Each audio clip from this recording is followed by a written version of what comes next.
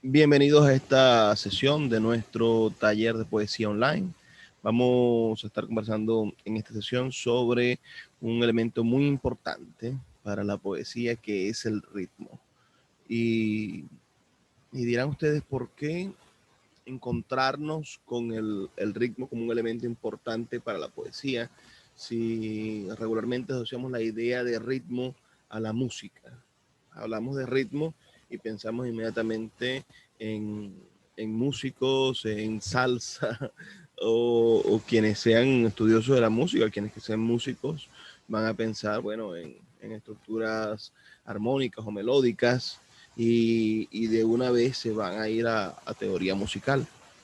Bueno, resulta, y muchos de ustedes lo saben porque lo hemos conversado, el origen de todo este planteamiento poético está en la antigua Grecia.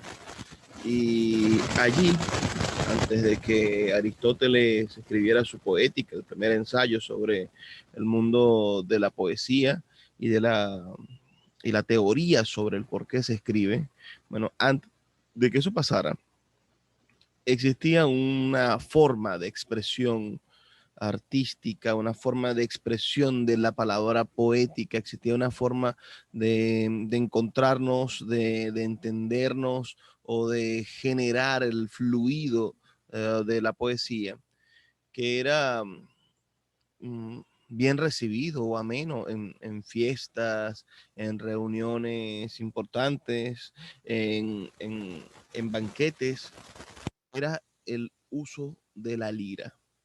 La lira es uno de los primeros instrumentos que, que tuvo el ser humano, y fue uno de los instrumentos que basamentó la escritura musical. Entonces, el nacimiento de la música como formato replicable, es decir, el nacimiento de la música escrita, de la música, de la composición musical y el nacimiento de la composición poética están ligados, hermanados por el uso de la lira. De ahí viene el uso de la palabra lírica para entender a cierto tipo de poesía que se refiere a la expresión interior del poeta, en contraposición a la idea de la poesía épica que contaba mmm, grandes epopeyas o momentos históricos o situaciones que superaban la circunstancialidad de que el poeta fuese quien estuviera contándolos. Entonces, la vida del poeta, la interioridad del poeta, su más abyectas ambiciones, uh, estaban ligadas a la idea de que el poeta pudiera expresarse rítmicamente gracias a la lira que le daba alguna tonalidad musical. Y en esta tonalidad musical, bueno, el poeta encontraba la suficiente inspiración para hacer fluir sus sentimientos, emociones, pensamientos, formas de ser y cualquiera de estas cosas que regularmente nos encontramos en la poesía contemporánea.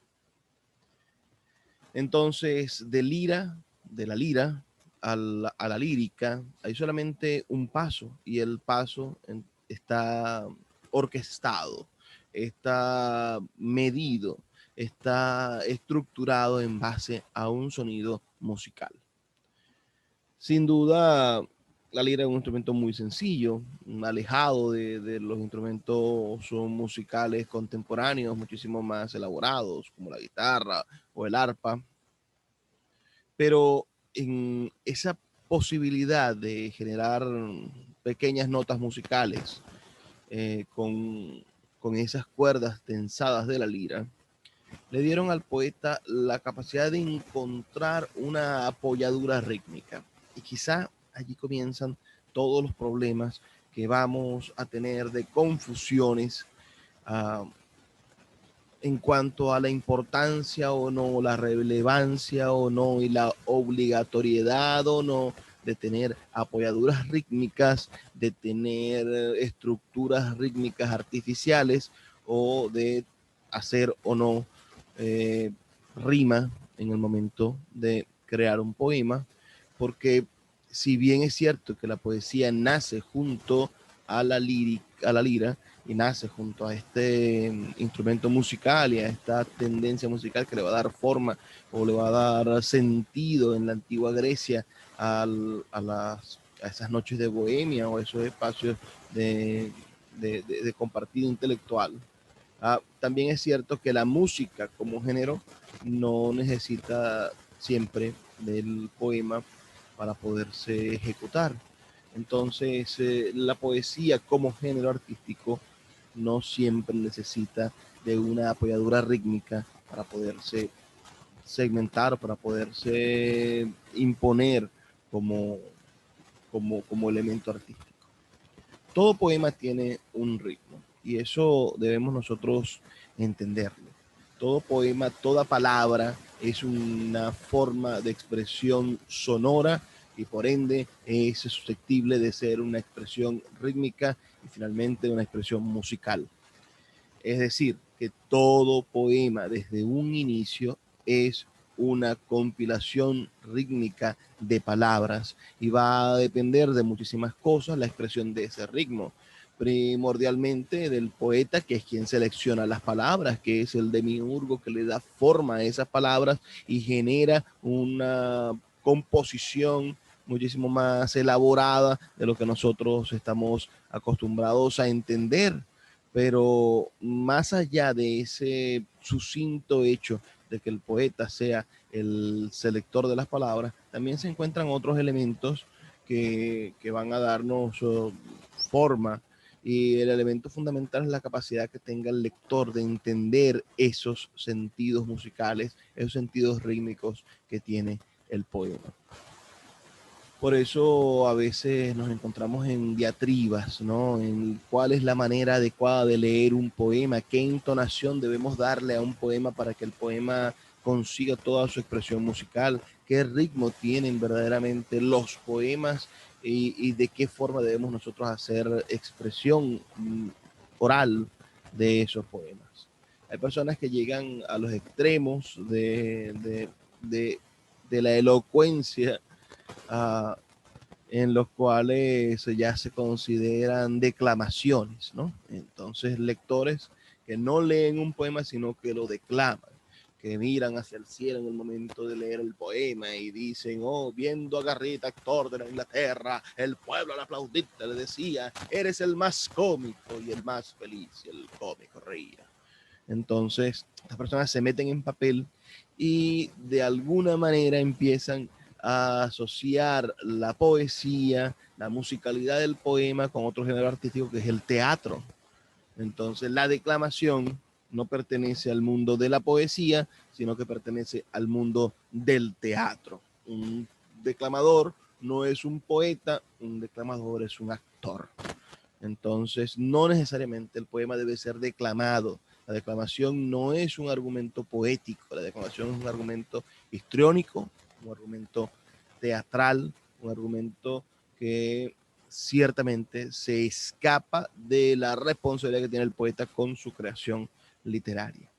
Ahora nos vamos al otro extremo y nos encontramos poetas parcos o poetas que leen sus textos de manera monótona y que de alguna manera en el momento en el que los leen nos alejan rítmicamente del poema. ¿Por qué? Porque imponen una tonalidad vocal que es monótona y que está alejado del propio sentido de las palabras, ya que la palabra perro tiene una estructura musical diferente a la palabra pera.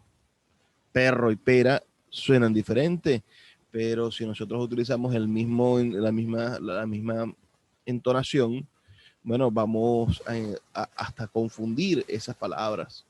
Eh, no puede ser que la palabra casa y la palabra pájaro sean palabras que en el momento de pronunciarlas casi que nos den la misma tonalidad. Eso también es una imposición de un ritmo ajeno al ritmo propio de las palabras, ya que las palabras tienen su propio sentido en la manera en la que se pronuncian. Entonces, sí, yo creo que hay que hacer una lectura, y eso depende ya de cada uno, ¿no? Pero hay que hacer una lectura sensible, como planteaba el maestro Simón Rodríguez. Hay que hacer una lectura en la cual seamos capaces de despertar los sentimientos que están cifrados dentro del poema. Entonces, volviendo al asunto rítmico, en la antigua Grecia, aunque parecía ser una sociedad muy culta, digámoslo de esa manera, pensemos que el griego fue la primera lengua universal, pensemos que el griego se impuso como una lengua de comercio, porque regularmente las lenguas que se imponen como lenguas universales, que se imponen como grandes lenguas, pensemos en el francés en el siglo XVIII y XIX, pensemos en el inglés en la actualidad, pensemos en el griego en la antigüedad, ¿ah? Obedecían a la necesidad de comercio. Grecia era una potencia del comercio. Sus ciudades estaban encalladas en los puntos más importantes del océano, del mar Egeo y en algunos puntos del Mediterráneo. Y entonces estas comunidades se convertían sin duda en las principales potencias de comercio con pueblos que vivían allende el mar, que vivían dentro, porque Grecia sobre todo era una sociedad de ciudades que estaban ligadas a la vida marítima. Entonces, como Grecia era un idioma bastante, perdón, el griego era un idioma bastante plural en el momento comercial, en el intercambio comercial, muchísimas personas de muchísimas otras lenguas lo entendían, aunque no lo escribieran, aunque no lo leyeran. Y caído ese momento helénico, momento de auge del, del idioma griego, de la civilización griega, siguió siendo una lengua de uso obligatorio durante unos cuantos años. Pensemos que los evangelios están escritos algunos en griego. Y entonces, ¿por qué escribir? ¿Por qué tener las cartas de Pablo en griego? Bueno, evidentemente porque el griego era una lengua que podía ser entendida por muchísimas personas que el arameo o que cualquiera de las lenguas nacionales de diferentes espacios donde los cristianos intentaran difundir su doctrina religiosa. Entonces, el griego, como lengua pequeña, lengua universal, tuvo la posibilidad de ser interpretado por muchísimas personas y de recurrir, a pesar de ser una lengua con grafía, con escritura, de recurrir a elementos memotécnicos para la conservación de sus conocimientos. Entonces, los griegos asociaron el uso de la rima y de las estructuras versales rimadas y de las estructuras versales métricas, pensemos más que en rimadas, pensemos en la palabra métrica, uh, en las estructuras versales métricas para conservar memotécnicamente sus creaciones literarias. Por eso grandes leyendas o textos profusos, a pesar de tener una dimensión tan extensa que solamente la escritura podría sostenerla, hablamos, por ejemplo, de la Ilíada, que solamente una mente privilegiada, verdaderamente privilegiada, podría recordarla toda, o de la Odisea, o de cualquier otra expresión de la épica de ese entonces que implicaba la creación de grandes cantidades de versos. A pesar de eso, como existía el juglar, como existía el declamador de ese entonces, como existía esa persona que iba de ciudad en ciudad leyendo fragmentos o acordándose de fragmentos o memorizando fragmentos para vivir de esa estructura, de ese trabajo de pregonero, de ese trabajo de llevar el entretenimiento de pueblo en pueblo, como existía esta persona, el escritor también tuvo la capacidad de prever o de sumarse a las formas de mantenimiento del conocimiento ágrafo, como era la creación de estructuras métricas para la consolidación de la memoria y que éstas tuviesen la capacidad de ser recordados con mayor facilidad.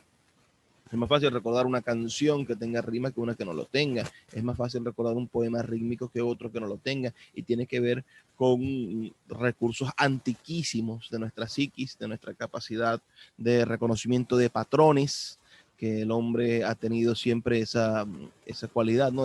La cualidad de reconocer patrones para definir, definir una idea del mundo. Entonces, la rítmica de la métrica nos permite reconocer patrones y recordar muchísimos más elementos versales que lo que nos permitiría cualquier otra forma de expresión literaria, cualquier otra forma de entender un cuento o de leer la prosa. Entonces, en Grecia se instituye de alguna manera la creación de diferentes versos y así también démonos cuenta de que cada creador, de que cada poeta importante, de que cada innovador de la literatura se preocupaba por hacer su propia apoyadura rítmica también. Así que no existían estructuras cerradas, no era mal visto que alguien inventara una estructura rítmica, una estructura métrica que fuese propia de su poesía, pero que de cierta manera ayudara a que se mantuviera por siempre su pensamiento en la memoria de otros, que los declamadores pudieran aprenderlo. Entonces, podríamos decir que Píndaro, por ejemplo, el gran poeta griego de las Olimpiadas, creó una estructura de expresión métrica para recordar sus poemas. Las odas de Píndaro tienen una métrica que él impuso como esquema de estructura métrica. Y Homero también tiene una estructura métrica definida en sus dos obras, y así vamos a encontrarnos después que esta tradición de los griegos de conservar, de inventar estructuras métricas, de procedimentar la memoria, de establecer la memoria a través de la métrica, y además de que los creadores creen sus propias estructuras métricas, se va a extender hasta el Imperio Romano, quienes, como saben, es el gran sistematizador, el gran promotor y quien nos permitió asentar en nuestras culturas occidentales todo lo que fue lo mejor de la cultura griega. Entonces, en, esa, en, esa, en ese Imperio Romano nacieron grandísimos poetas y entre todos ellos se dieron a la tarea de crear nuevos elementos métricos. Entonces, si vamos al origen de las cosas, nos estamos dando cuenta de que la métrica era una apoyadura rítmica para que pudiera llegar estas expresiones literarias que ya estaban escritas, pero aún así las utilizaban para poder llegar a las grandes masas que no eran capaces de leer, que podían escuchar pero no sabían leer, que podían entender el idioma pero no sabían de ninguna manera ni leer ni escribirlo, que ya era un oficio muchísimo más complicado.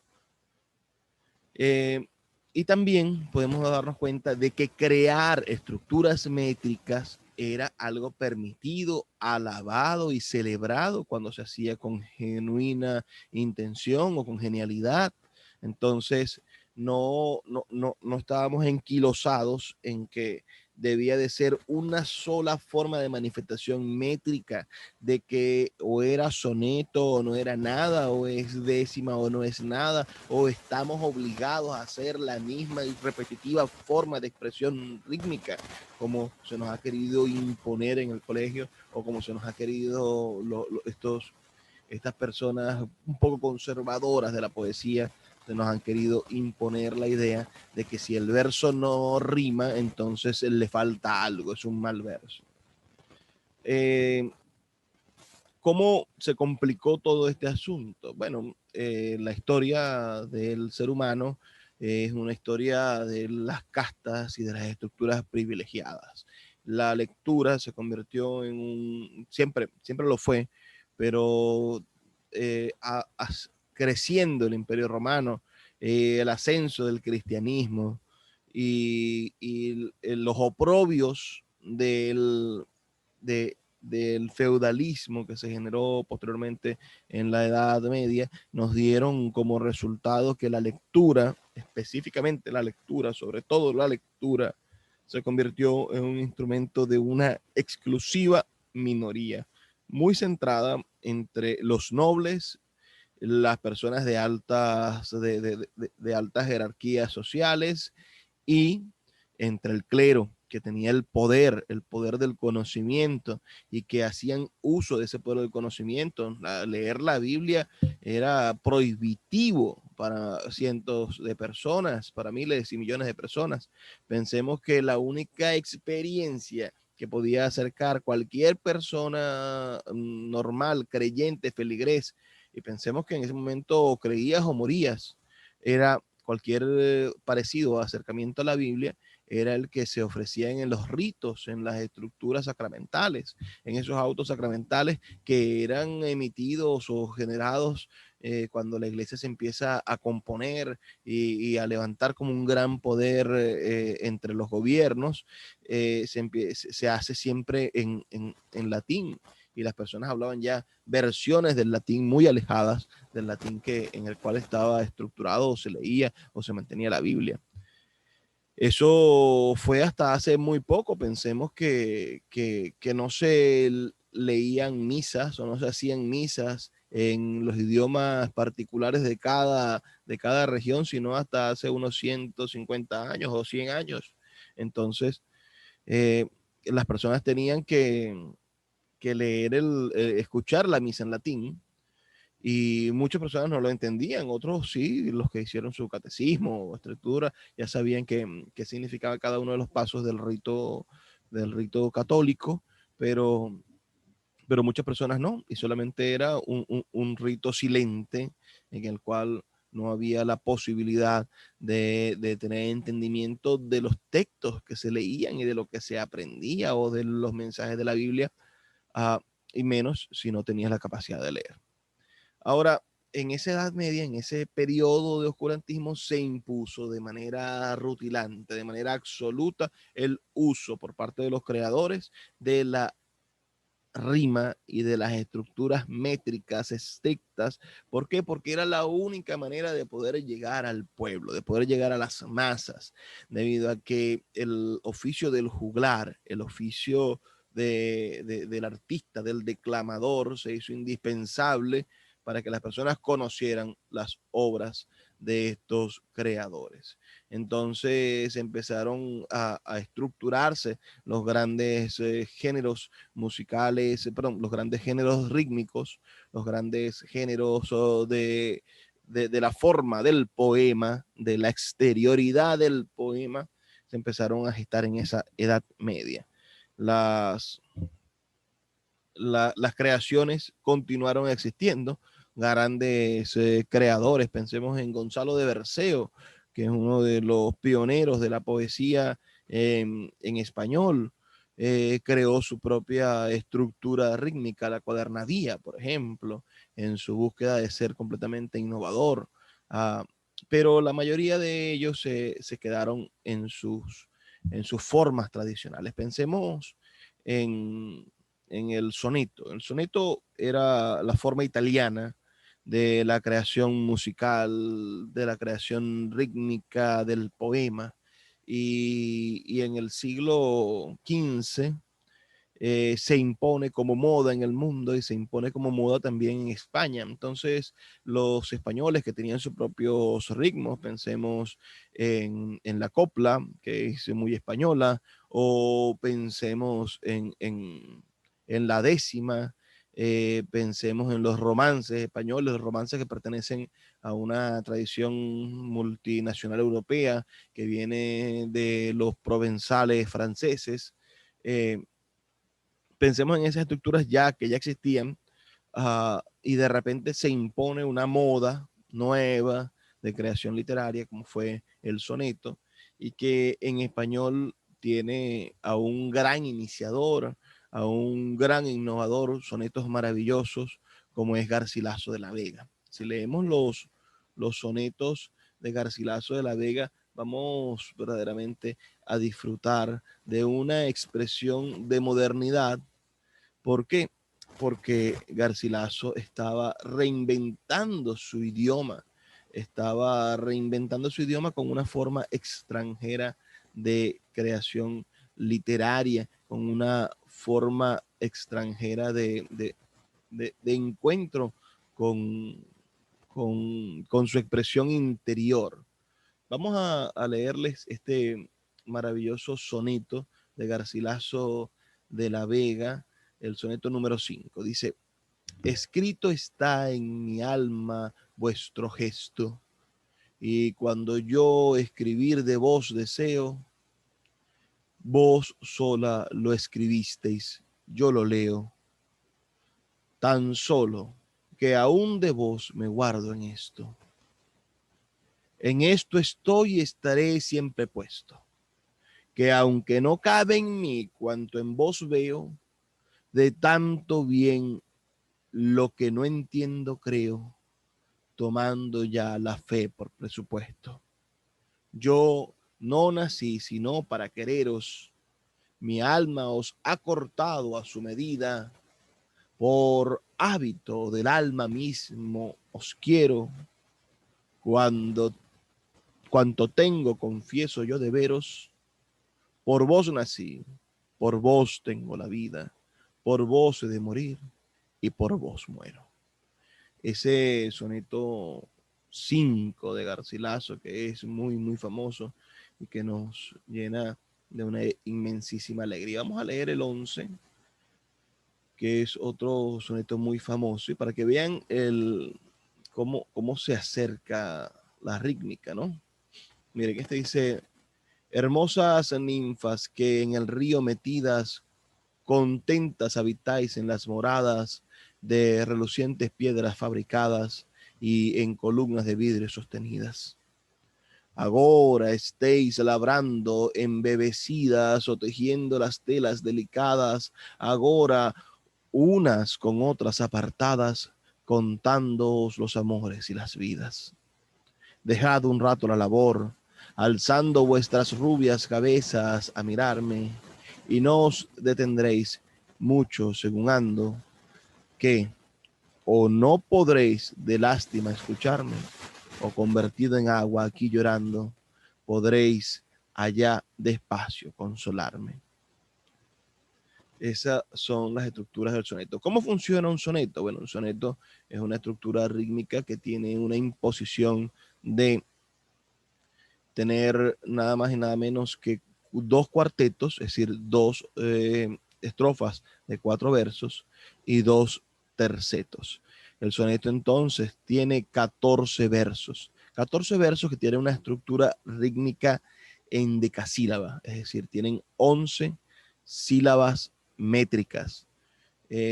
Ergo es una forma bastante cerrada. No pueden tener 15 versos. Tiene 15 versos, no es soneto. Si tiene 13 versos, no es soneto. Para hacer un soneto tiene que tener 14 versos.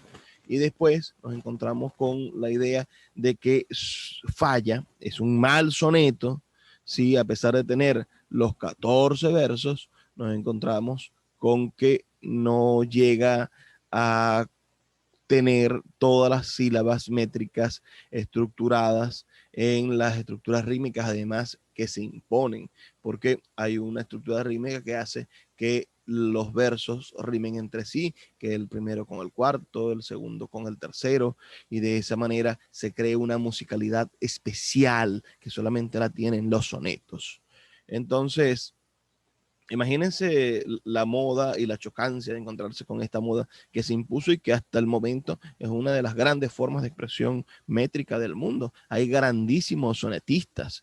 En Maracaibo, el gran poeta Esnor Rivera, ¿no? Un poeta moderno y un poeta surrealista de gran verso libre, dedicó los últimos años de su vida a hacer sonetos y publicó 3 libros de sonetos. Pensemos en que en Venezuela están grandes voces de la poesía. Pensemos en María Ana Enriqueta Terán, esta gran poeta que vivió casi 100 años y que estuvo presente en toda la historia de la poesía venezolana del siglo XX. Fue una gran sonetista y sus sonetos son verdaderamente maravillosos, renovadores, nuevos. Pensemos en los sonetos de Cruz Almerón Acosta, ¿no? Donde deja entrever toda su soledad y todo su dolor. O pensemos en un texto que yo les recomiendo siempre de un poeta mexicano como el gran poeta Jaime Sabines, donde él en su libro eh, Algo sobre la muerte del mayor Sabines, donde deja muy claro el dolor que sintió por la muerte de su padre.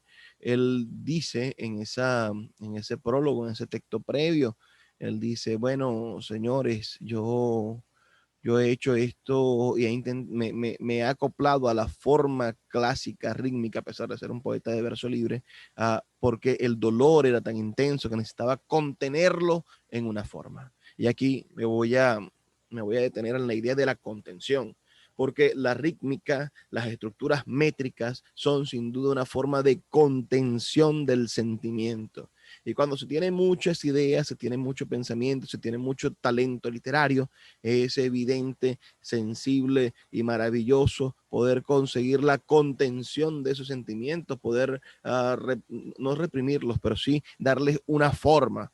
Aún así, nos hemos encontrado con la historia de la literatura en que la gente no tiene con qué llenar de contenido un soneto, por ejemplo, 14 versos. ¿Cómo tú haces 14 versos geniales que se mantengan contenidos en el sentido de un poema? Hay que tener verdaderamente talento para hacer eso. Eh, es más sencillo quizás hacer un verso libre que con una idea sensible, frágil, maravillosa, dotada de espontaneidad, de dulzura, de belleza, un sentimiento sublime, podríamos generar un poema, un pequeño poema de verso libre. En cambio, en el soneto, uh, quizá una sola idea o una idea pueril no baste para generarlo. La idea de ser contenidos, de ser contenidos, no solamente con la idea de estar dentro de algo, sino de la contención, del amarre, la idea de ser amarrado, de ser sometido, la idea de tener que someterse a las formas, se vio estrechamente, o se vio, no estrechamente, se vio verdaderamente rivalizada por los poetas románticos. El romanticismo, como hemos conversado, no es hablar de las novias, ni del amor, ni de corazoncitos, ni ser cursi. No, el romanticismo es una expresión del pensamiento humano que habla sobre la libertad de ser, de sentir, de morir, de amar, de esperar, la libertad política, la libertad corporal, y también sin duda la libertad en el momento de expresarnos. Entonces, no podemos de ninguna manera entender cómo un poeta romántico se iba a someter a las estructuras versales de un soneto, de una copla, de una décima, de un romance. No, no, no. El poeta romántico necesitaba, añoraba una expresión de libertad. Y por eso decidieron que la novela era la mayor manifestación de la literatura, porque en ella podía existir todo, había toda la libertad, había pensada, generada y creída. La novela era el género total de la literatura. Pero esa idea también fue de alguna manera fallida o refutada, y los poetas siguieron sintiendo la necesidad de expresarse líricamente. Aquí nos atamos. Los poetas necesitaban expresarse líricamente. ¿Por qué? Porque la música, esa hermana mmm, gemela de la poesía, que nacieron juntas de los dedos de la lira en Grecia, porque esa estructura, la lírica, le dieron al poeta la necesidad o el impulso, no de crear personajes, no de crear elementos ficticios, no de crear mundos imaginarios, sino de hablar de su interioridad, de su yo profundo, de sus deseos, de sus miedos, de sus angustias, de sus tristezas, de sus ambiciones, sus depresiones. Y entonces el poeta romántico dijo, la forma más cercana a la libertad, sin duda, es la forma en la cual leían y generaban literatura los griegos con la lírica, con la lira.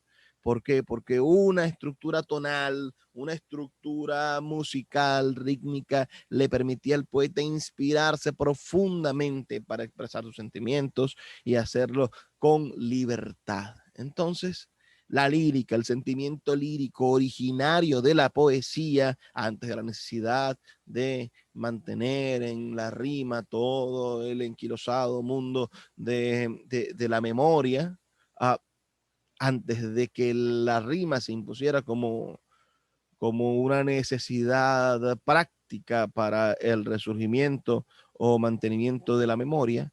Bueno, esa tatarabuela de la poesía, la lira y la lírica, le dieron la solución a los poetas románticos para inventar, para imponer y para darle libertad completa al pensamiento literario. Y así nació el verso libre. El verso libre, que es sin duda un hijo del romanticismo como ideología y que va a tener su culmen o su mayor expresión y su mayor demostración de libertad y de genialidad en aquel maravilloso poema de Estefan Mallarmé titulado Un golpe de dados jamás abolirá el azar. Un golpe de dados jamás abolirá el azar fue publicado por Estefan Mallarmé en vida como una serie de poemas rimados, como una serie de poemas con métrica. Pero él dejó en su testamento el libro y las órdenes para cierto tiempo después de su muerte ser publicado y de esa manera, bueno, salvarse de lo propio de que lo castigaran y de lo propio de su época, que sabía que no iba a poder entender la verdadera forma de ese poema. Un poema aireado en la página, un poema que no tiene ningún tipo de estructura métrica, que no tiene ningún tipo de forma que lo esclavice, que lo contenga. Entonces es un poema que bien parece una partitura musical expresado a lo largo de la página en blanco y que dejó sentado para siempre que el arte del verso libre es tan válido, maravilloso, genial como cualquier expresión del verso medido o el verso métrico. Ya vendrán las vanguardias en el siglo XX a refrendar las ideas de Estefan Mallarmé y a hablar de libertad, de expresión del inconsciente, pensemos en el dadaísmo, que era una manera de entender el arte para romper el arte, no se iba a atar a las métricas, ¿no? Pensemos en que el futurismo que odiaba la escritura también no se iba a atar a la métrica, y pensemos en que el surrealismo, que era una expresión del inconsciente, no se iba a atar a la métrica, ya que el inconsciente no tiene métrica. Entonces fueron las vanguardias las que terminaron de impulsar o de darle sentido a formas literarias no métricas y a elementos de valorización de la literatura que no son métricos, es decir, darle importancia a la imagen surrealista, darle importancia al testimonio, darle importancia a la ironía, darle importancia a la manera en la que el poeta utiliza las palabras para confeccionar un mundo en vez de darle exclusiva importancia a la cantidad de versos que tenga o no un poema. Poco importa cuántos versos métricos o cuántas sílabas métricas pueda tener un poema, cuando lo que dice el poema es lo que de verdad debería importarle al poeta y al lector, porque aquello lo puede conseguir cualquiera. En cambio, generar estos mundos maravillosos, estas ideas fulgurantes, originales, casi únicas, bueno, evidentemente pertenecen al campo de la individualidad absoluta. Llegado a este punto, los elementos de lo que conocemos como la poesía popular, ya no estamos hablando de la poesía de vanguardia, ya no estamos hablando de la poesía que tiene un sentimiento de positividad, es decir, un sentimiento de evolución lógica y de crecimiento histórico positivo. Pensemos en el método positivista, sino que hablemos de la poesía popular, de la poesía que se enseña de generación en generación. Bueno, esa poesía se mantuvo con la métrica. Y las primeras ideas de la poesía de las personas que no estudian poesía y que no conocen la historia de la literatura es sin duda el soneto, es sin duda la copla, es sin duda la décima, muy arraigada en todos los pueblos costeros que fueron invadidos por España. Uh, ¿Por qué? Bueno, sencillamente porque son géneros y formas de expresión musical que no necesitan de la escritura. Y nosotros en Latinoamérica, pensemos, desde hace muy poco somos completamente, o la mayoría de nuestros países son alfabetas, ¿no? El analfabetismo era lo recurrente, lo normal en América, desde nuestros indígenas con sus lenguas no ágrafas, que ni siquiera tenían escritura, hasta la llegada de quienes habitaron este continente por parte de los colonizadores, que regularmente eran criminales, personas de muy bajos recursos, personas de la más baja estirpe social.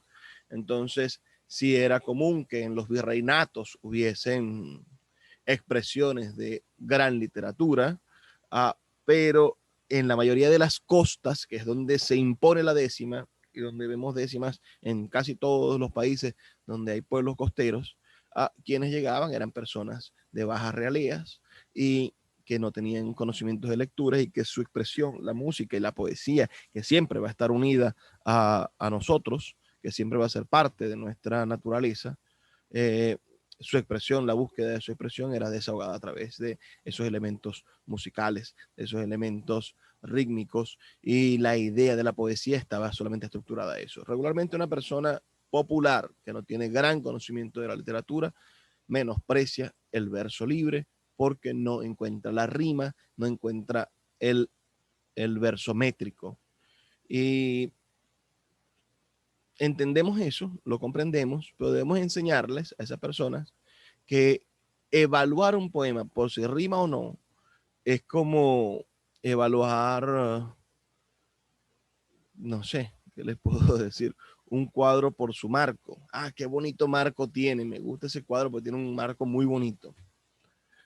No estamos viendo el contenido de la pintura, estamos viendo la manera en la que está encajonado. Entendamos que si las palabras riman o no riman, a poco importa, lo importante es el ritmo real que tengan las palabras dentro, y lo importante es la manera en la que el poeta conjugó ese ritmo real para crear una maravillosa forma de entendernos como sociedad, de entenderse a sí mismo, de comunicar sus sentimientos, pensamientos, sensaciones, emociones, desires y dolores, y finalmente de hacernos empáticos con ellos. El problema de la rima continúa mucho más allá y se impone en, en las tradiciones. Es normal que los poetas contemporáneos vuelvan a la copla, vuelvan al soneto o vuelvan a cualquier tipo de manifestación rítmica, porque en ella está depositada nuestra tradición como lenguaje, como lengua. Y por eso también es genial tener la capacidad de recurrir a esa forma. Y recordemos lo que decía Octavio Paz cuando nos decía que el poema es una forma de expresión de la poesía, pero la poesía es ese espíritu inatrapable del arte. Así que como es un espíritu inatrapable, no puede estar, no es un valor para entender la poesía, la idea de la métrica. La métrica no es la poesía, la métrica es una forma de encasillar, de hacer el ritmo artificial del poema. No sé qué más podríamos conversar. Hay estructuras de apoyaduras rítmicas que utilizan el verso libre y el verso métrico, como las anáforas. Hay elementos de retaliativos o reiterativos dentro del poema que son muy comunes en la poesía para para crear ritmos, para crear elementos sonoros que nos despierten y nos den esa maravillosa capacidad de ponerle elementos melódicos o armónicos al poema, profundamente musicales, y que cada poeta va a elegir y va a desear utilizar día tras día y de diferentes maneras. Me gustaría saber sus opiniones, muchachos. Bueno, yo pienso que el ritmo es propio de cada uno, es como íntimo, porque yo, por ejemplo, leo el poema de Pedro y tiene su propio ritmo, a él le gusta así. Yo tengo mi propio ritmo y cuando voy escribiendo yo me doy cuenta si una palabra no va, es como algo musical en mi mente. Si la palabra es como muy larga, ¿dónde la coloco? Y yo voy creando mi propio ritmo. Claro, estoy hablando de un verso libre, que a mí me encanta así, libre, porque disfruto de esa libertad absoluta, inclusive de los silencios que se dan dentro de la poesía, que son como unos vacíos, pero no son vacíos en realidad, sino que es mi emocionalidad en esa parte. Y también creo que cada uno, o sea, a mí me preocupa, por ejemplo, que cuando me mandan unos mensajes en WhatsApp, que son poemas, son muy bonitos, y yo digo, ¿será que él está colocando los versos de acuerdo a una estructura, o es que WhatsApp los mueve y entonces tú los lees como tú quieras? Que no debería ser, ¿no? Debería ser que si, por ejemplo, el poema de Pedro, como lo escribió, así yo lo voy a leer, de verso en verso. No sé qué piensa. Bueno, a veces la tecnología nos mueve los versos, ¿no? En las páginas web también hay que tener mucho cuidado con eso, hay que tener conocimiento. Lo mismo con las ediciones. Pensemos en que a veces un poeta piensa una forma de hacer el verso y el editor que no tenga conocimiento para editar poesía hace cualquier barbaridad con el verso, ¿no? No es tan fácil. Y por eso el editor, el poeta debe también tener cierta idea de cómo le gustaría que su poema quedara plasmado. La grafía, la plasticidad del poema en verso libre es muy importante en el sentido en el que también hay un resquicio o una manera de entender el ritmo a partir de cómo está impuesto, cómo se escribe el poema. Bueno, yo quería acotar como unas cositas. La primera era lo que dijo ella, Elena, del silencio. Me parece que es fundamental incluso para hacer entender un punto de vista, el tema del silencio o del punto final, pues en el sentido de qué sucede después de leer el poema, ¿no? Este tema del hallazgo que va más como para la reflexión del mismo lector. Me parece a veces que, bueno, puede ser obviamente castrante, pero también puede ser bastante enriquecedor. Lo otro que iba a decir era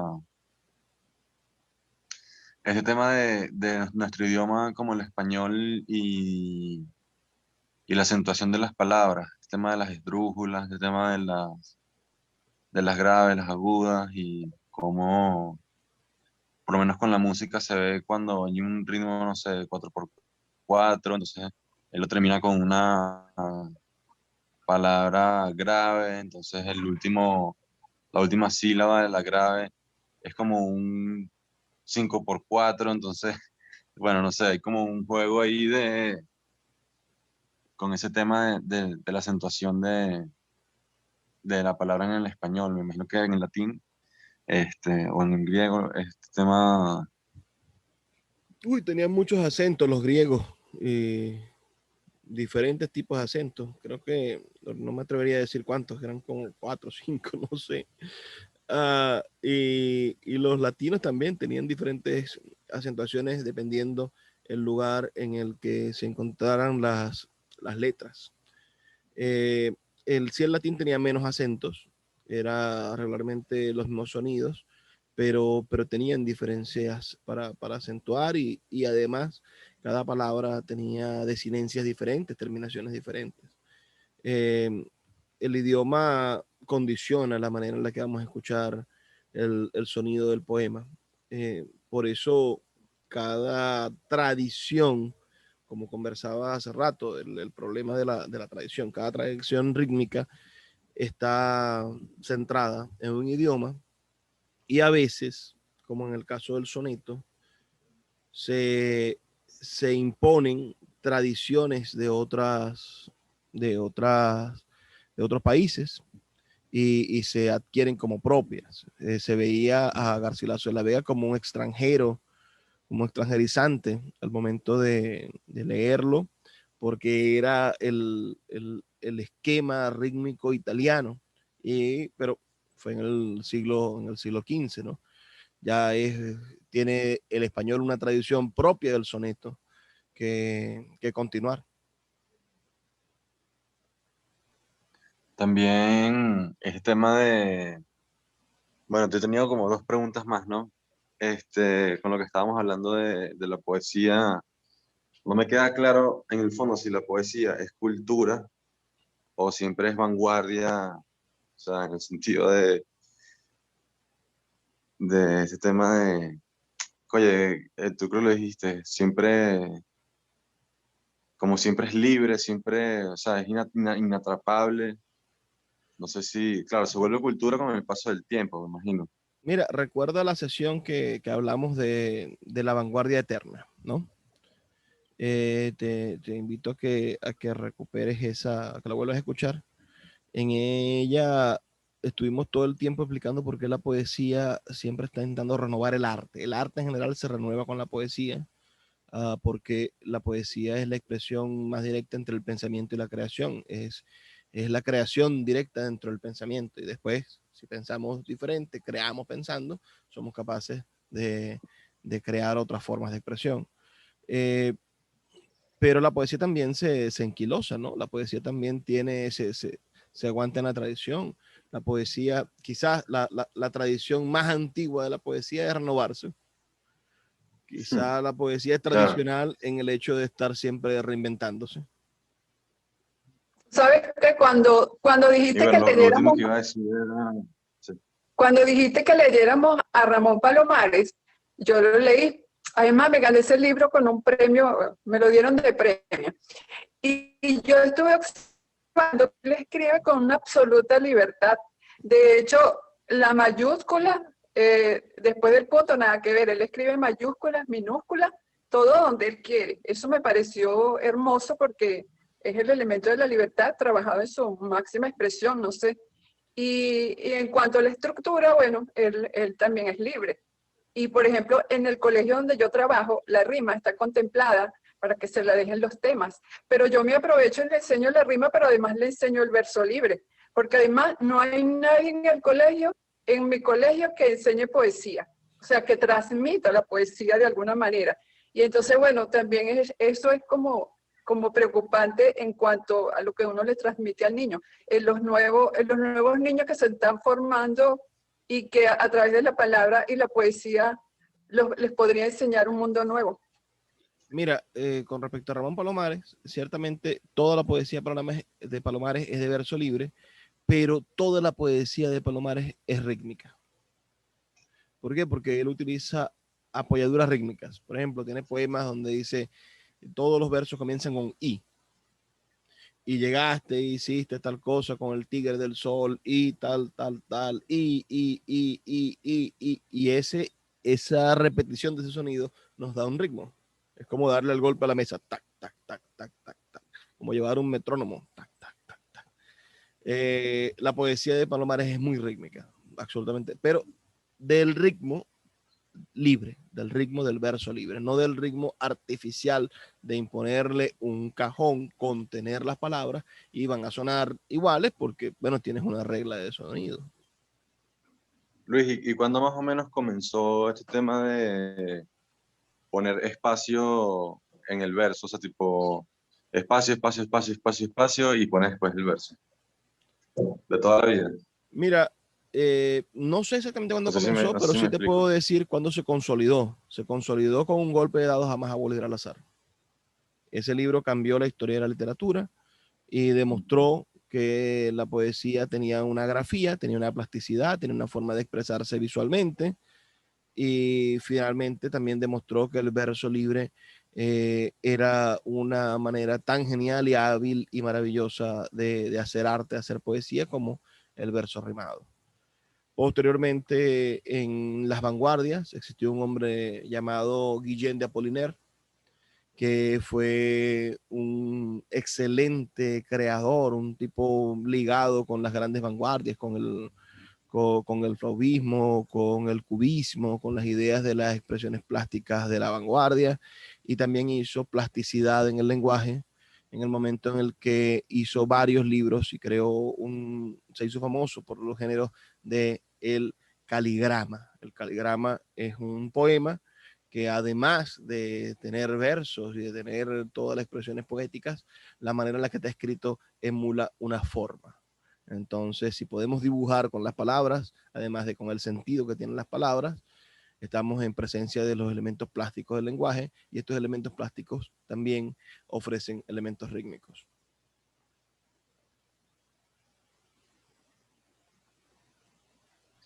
Sí, lo último que iba a decir es, no sé si leíste un poema de Kerouac, que él emula como onomatopeyas las olas. Entonces es que sí, y sabes, es como todo muy fonético, pues. Creo que eso ahí en ese sentido es como que buscar el ritmo más natural, pues, creo yo. Mi maestro Carlos Gildemar Pérez tenía un poema fonético. Vamos a ver si lo consigo. A ver, a ver.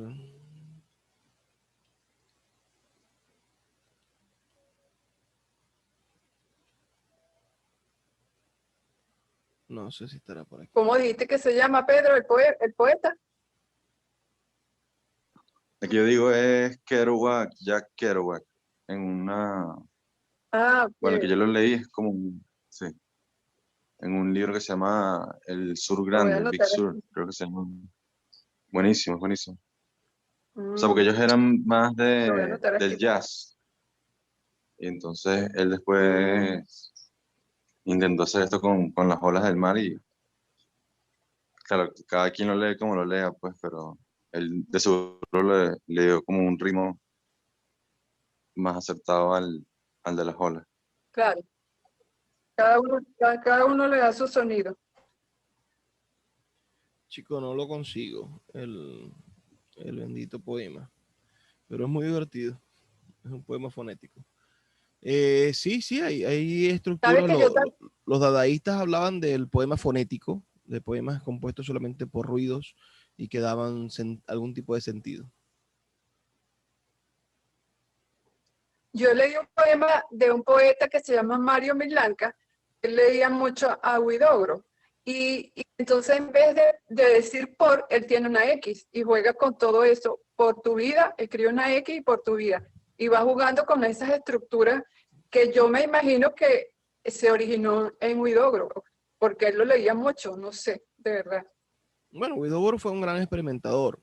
Sobre estos poemas así experimentales de la forma de expresar y del ritmo, yo les recomiendo que busquen y lean a Oliverio Girondo, otro gran poeta del sur, este es argentino, no chileno, ah, que, que, tiene, que tiene un excelente libro, uno de sus últimos libros, se llama Desde la más médula, y es una poesía experimental verdaderamente increíble, y cómo utiliza las palabras del idioma castellano, todas existentes, para crear ritmos renovadores.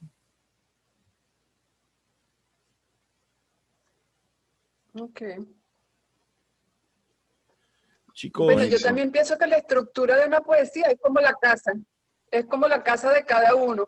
Uno hace una casa cuadrada de 2 pisos, así yo me imagino en mi estructura, que cada uno le va dando su forma como quiere. Sí, por lo menos creo que con Whitman no, aunque sea larguísimo el poema, igual hay ritmo, pues no, nunca se escapa de eso, pues no creo también. Sí. Mira, vamos a recordarles que ya vamos a comenzar la siguiente etapa, la próxima semana. 4 temas. El poema forma y fondo, el poema en prosa, lo lírico versus lo narrativo, el miedo a la luz, la poesía oculta y el tratamiento universal, amor, locura y muerte. Si ustedes conocen a alguien que se quiera inscribir en el taller, son $10 por las 4 sesiones y, y ver Ok. si comenzamos con más personas la próxima semana. Siempre sumativo, nunca voy a intentar no repetirme en lo mayor posible para que ustedes puedan seguir participando y no hacerme aburrido y reiterativo. Perfecto, man. No, de ninguna manera. Siempre, siempre enseñas mucho, a mí me encanta, porque siempre me dices cosas, yo no estoy enterada, la mayoría. Bueno, un placer de verdad haber conversado esta mañana con ustedes. Los espero el próximo domingo. Chao. Chao.